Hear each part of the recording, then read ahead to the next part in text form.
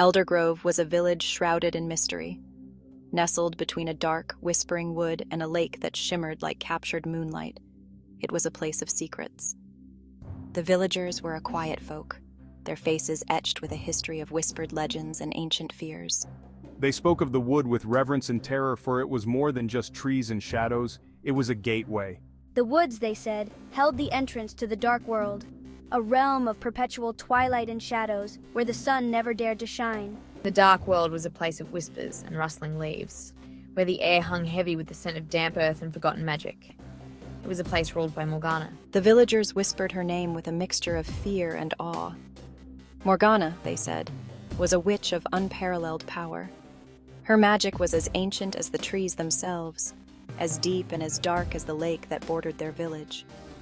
They spoke of her in hushed tones, their voices barely a whisper, lest her name carried on the wind should reach her ears. For to incur the wrath of Morgana was to invite a fate worse than death. Morgana, the witch of the dark world, was more than just a legend in Eldergrove. She was a specter that haunted their dreams, a chilling breeze on a summer night. Stories of her magic were passed down through generations, each tale more fantastical and terrifying than the last. She was a creature of shadows and whispers, her power woven into the very fabric of the dark world. Some whispered that she was once a woman of extraordinary beauty, her heart twisted by a love betrayed. Others spoke of a pact made with ancient, malevolent forces, a bargain that granted her immortality at the cost of her soul. Whatever the truth of her origins, one thing was certain. Morgana was a force to be reckoned with. Her power, they said, was fueled by the fear she instilled in the hearts of mortals.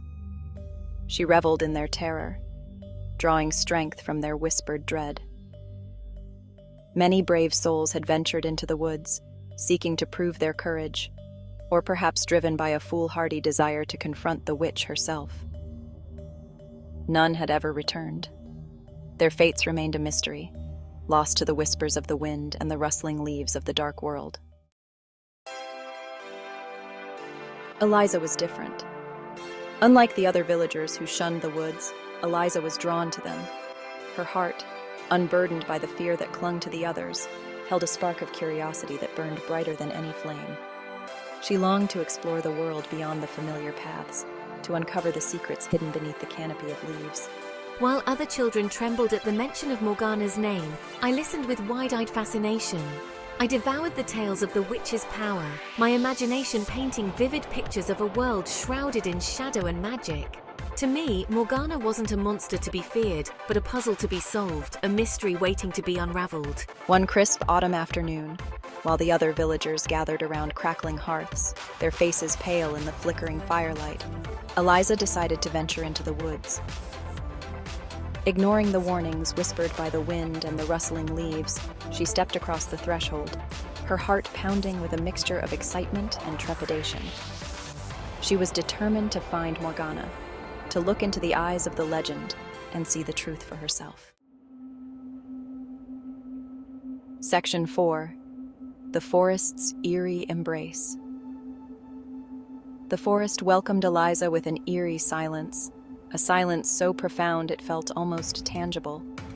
The usual sounds of birdsong and rustling leaves were absent, as if the forest itself was holding its breath, replaced by a stillness that pressed in on her, heavy and expectant. The air grew colder, wrapping around her like a shroud, the sunlight struggling to penetrate the dense canopy of leaves overhead. Shadows stretched and twisted, creating eerie patterns on the forest floor, taking on monstrous shapes in the fading light, as if the forest was alive with unseen creatures. The deeper Eliza ventured, the more oppressive the atmosphere became, each step feeling heavier than the last. The trees seemed to close in around her, their branches intertwining above her head, their branches reaching out like skeletal fingers, as if trying to ensnare her.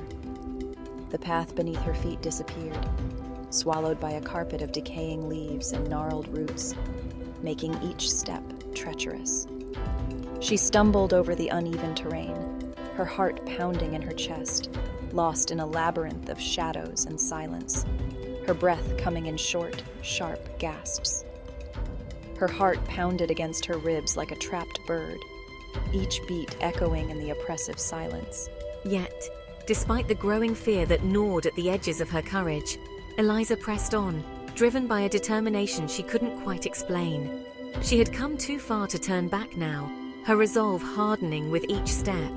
She could feel a strange energy thrumming beneath the surface of the woods, a current of magic that seemed to pulse in time with her heartbeat, a current of magic that pulled her forward, deeper into the heart of the unknown, as if the forest itself was guiding her.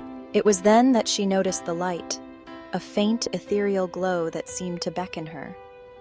A faint ethereal glow emanated from the base of a giant oak, its gnarled branches twisting towards the sky like the limbs of some ancient beast. Its gnarled branches twisting towards the sky like the limbs of some ancient beast, casting long, eerie shadows. Cautiously, her heart pounding in her chest, Eliza approached, each step feeling like a leap into the unknown. As she drew closer, the air shimmered and wavered, the light intensifying until it was almost blinding. The light intensifying until it was almost blinding, filling her vision with a brilliant white. And then, with a rush of cold air and the scent of decaying leaves, she was pulled through into a world beyond her wildest imaginings.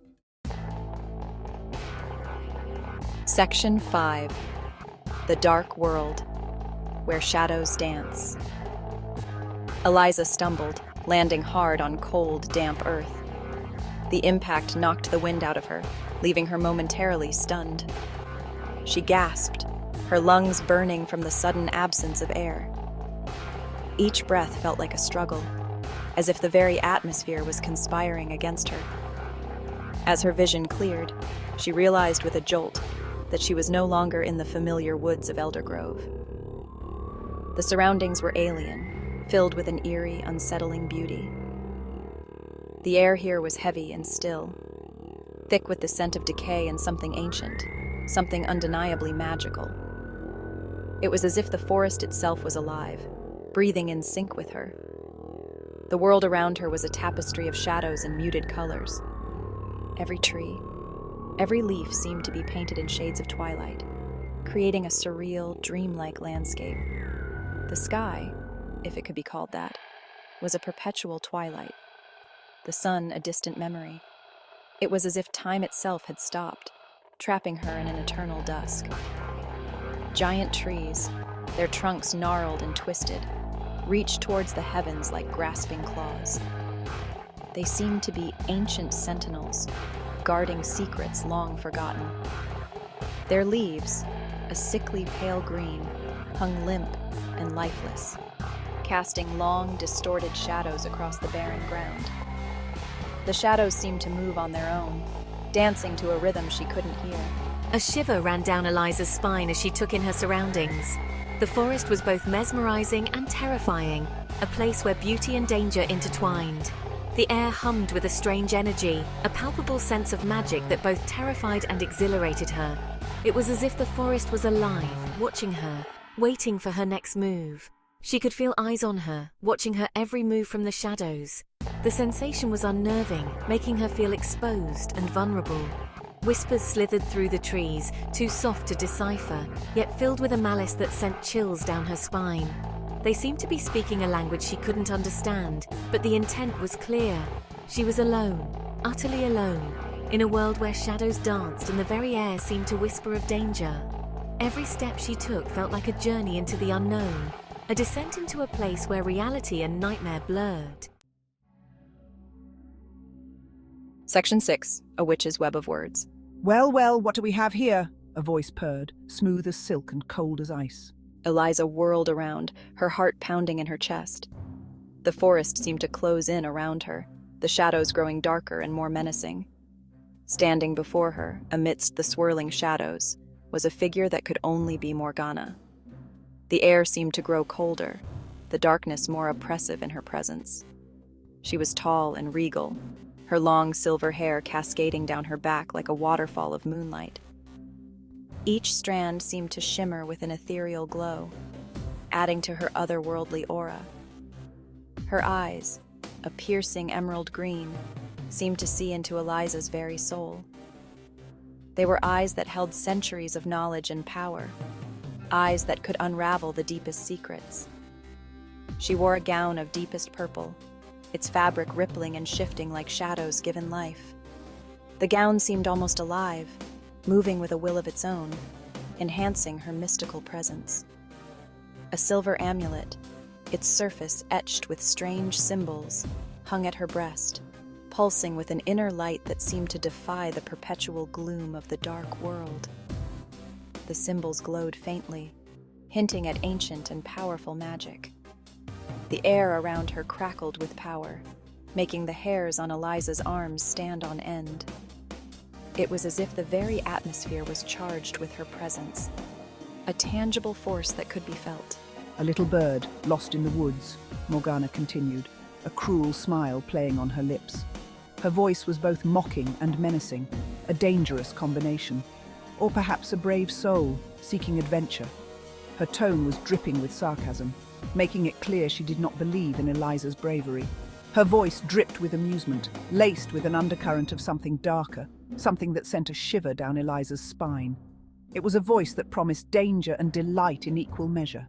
Tell me, little one, what brings you to my domain?